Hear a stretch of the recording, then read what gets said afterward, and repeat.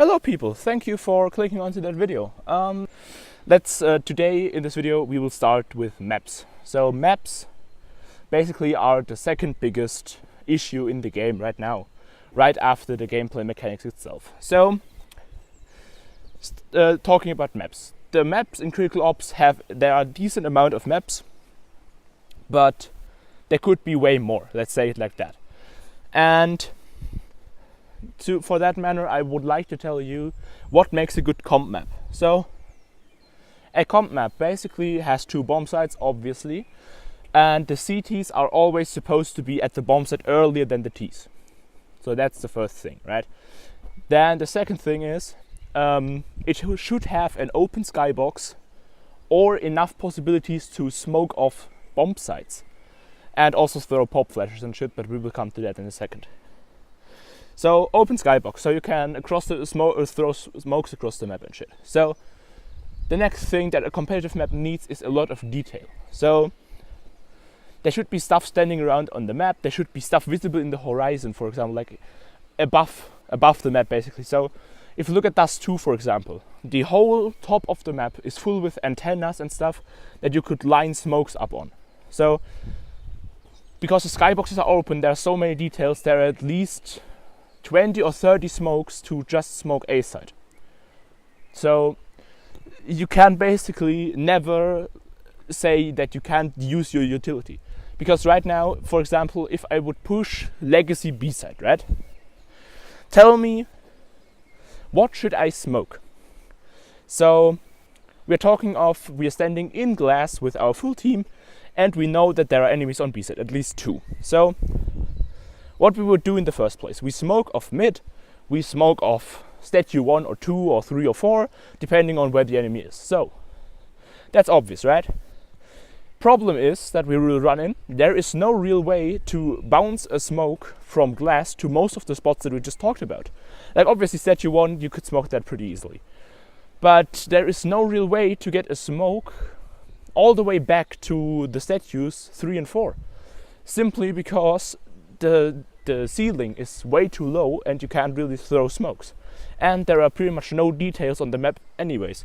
So you can't really smoke anything off there. Then flashes. Another thing that flashes need, except improving them completely, but that will be topic of another video. Flashes to work need something else in terms of mechanics, but we will also come to that in another video.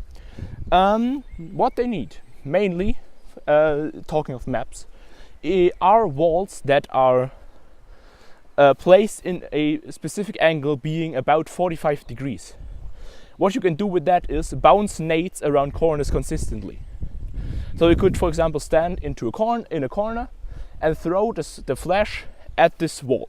And what happens is the flash flies off to left or right, depending on what angle it is on.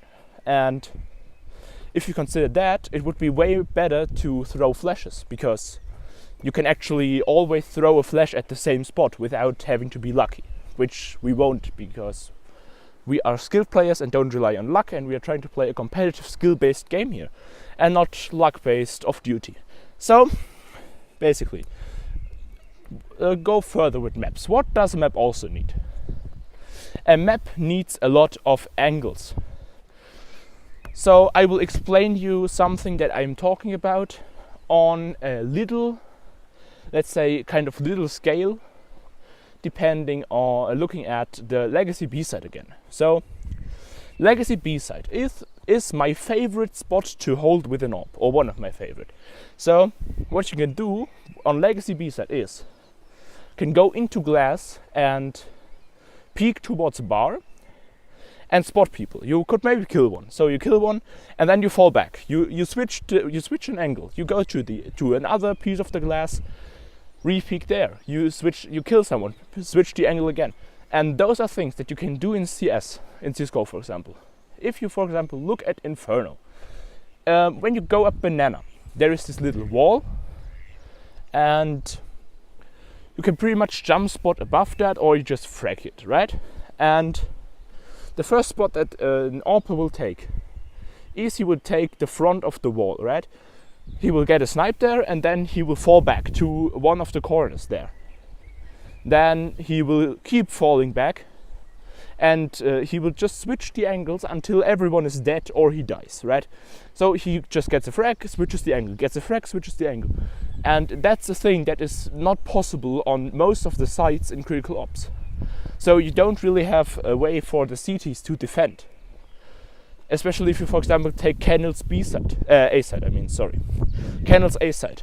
If you look at the A side of Kennel's, there's pretty much, except Cubby, which is this little door corner, and behind the truck, and this weird ass tree corner. You don't really have any other spots to defend the bomb set from, so you have 3 spots. So what would you do if you would be a terrorist with his full team attacking a site? So you would just double nade 2 of the 3 spots, which would immediately kill 2 of the people defending there, and then just push, like as a combined force, push the third.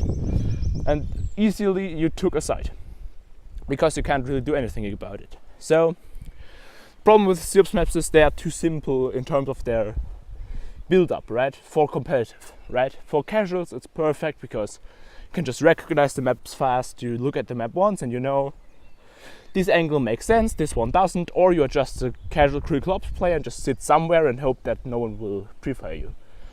So that would basically be the example of maps, right? So you would say like, yeah, dude, I know, or that maybe even the developers like Nigel, the map designer for critical ops, says now like, yeah, what would you do then? Like, how do you want to improve the maps? So what I did is I made a map by myself. Like, of course, I can't make a map in Cinema 4D or something, so I can actually, like in 3D or 4D, more likely, move in the map, right? But I can draw the map the map layout, right? And that's what I did. So to have the map also making sense, because that's not always the case with the critical ops maps apparently, because I have no fucking idea why a terrorist group would try to blow up a wooden statue in Amsterdam, right? So kind of makes no sense in my opinion, right? But looking at, let's take CSGO map Nuke for example. Obviously it's a nuclear power plant. Terrorists want to go in there, blow them. Obvious, right? Dust 2 is a Al-Qaeda base, or it's basically stationed at a spot that is known to have had terrorists being there in the past. Or you take, what other maps are there? You take Candles in CSGO. If I'm not mistaken, one of the bomb sets is a museum. They want to blow that up, right? So what I thought about is, you take a map that is a prison. No fucking idea how you want to call it, maybe call it prison or whatever. So this prison has been abandoned by the forces that were using them. It was used in the 20th century to be home for, let's say, war prisoners, right? And this prison is just has been abandoned and is mostly broken apart. So with that we would have an obvious situation why the skyboxes are open. Then we will basically have a watchtower on one side of the map that is just remains of it. We have the remains of prison cells, and the whole mid area is below the actual floor, and this mid area has been a escape tunnel. If you say like, yeah, that's too big for an escape tunnel, that doesn't make sense, watch a video on several mafia people in the US breaking out of a prison. For example, Al Capone was broke out of a prison back in the day, and he didn't even do that by himself. He just paid someone, like some of his the people that worked for him in the cartel, and he just let them dig a tunnel from outside the prison, like far away, like I think a few miles even, below the prison, below his cell, and let them drill up get him out and move away. So that's what basically was intended for me to be the mid area. So you might ask, why the fuck are there terrorists? Why the fuck is there police if the prison is abandoned since years? So what basically happened is, after the prison was abandoned, terrorist groups, or let's say another cartel maybe, took the generous location of this prison to be home for their production of drugs. And they are producing those drugs in the area pointed out as T-spawn, being maybe, let's call it, an old kitchen in the cafeteria, right? And they just reworked it to a meth lab or whatever they want to make. And yeah, instead of just letting them do that, you will just have the police trying to prevent that and push the whole abandoned prison from the parking lot. And what basically happens is, let me just explain you. You will see a few lines that are having like axes in it, and those are prison bars, and consider them as being, like, look through everything. And just to explain you the map layout itself, you have thick lines. They basically indicate like outside walls, like thick walls that you of course can't wallbang. And then you will see like smaller walls, okay, like smaller lines. So what basically happens is, the smaller lines are props, like a little objects standing around on the map, stuff like tables and stuff. And I just didn't want to really like tell what has to be there, because I think Critical Force knows themselves how to make a detailed map. So I just didn't want to talk about that.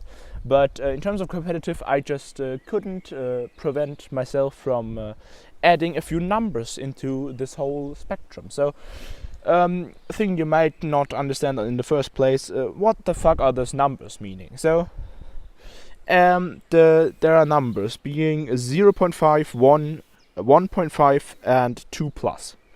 So 0.5 is that's basically the height, right? 1 is a model, like the height of a model is 1, right? So 0.5 is basically a spot where a crouched model could head glitch behind. Like, that's pretty much a bit lower than a crouched model. Examples for that being next to the T-spawn, that should be a cafeteria. There are old tables, right? You can like crouch behind them, right? Because some of them are not that high, some of them has fallen over. Then you have 1, basically being a spot where you can head glitch behind standing. And then you have 1.5, being a spot that you can jump spot above, like something like those servers in lab, like A-site Bureau, right? One of those server things, like in terms of height, and you can just spot above them by jumping. So in terms of, and yeah, of course 2 plus being, yeah, goes up to the ceiling, or you can't even jump spot above it. So it's basically a high, like a pillar, for example. Yeah, and that is basically a thing, like in terms of map, that I would consider as competitively balanced, and I will just explain you how the map works. Oh, yeah, of course, the dotted lines are things that are supposed to be in underground. So what basically happens is, yeah, the whole mid is basically underground.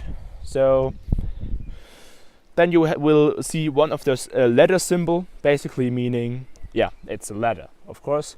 So if you are able to put a climbing function into the game, then do it. If not, just put a staircase there, whatever, like some way to get up and down.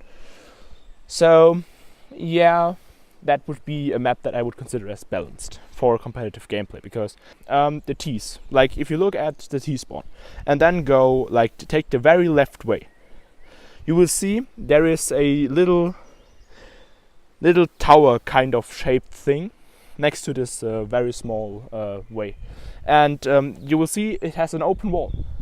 And what you can basically do is you can look from there until, like, you can clearly, because the tower is obviously higher, you can look from there down to the CT spawn, like not into the spawn because there's a wall, but at this two stairs that are there, like the two stairs that are going down towards mid, those two stairs basically, you can watch towards there, basically being an homage to the thus two double doors where the T's can look towards the CTs, and can prevent them from going towards A or something, like whatever. And basically the CT spawn being the parking lot. So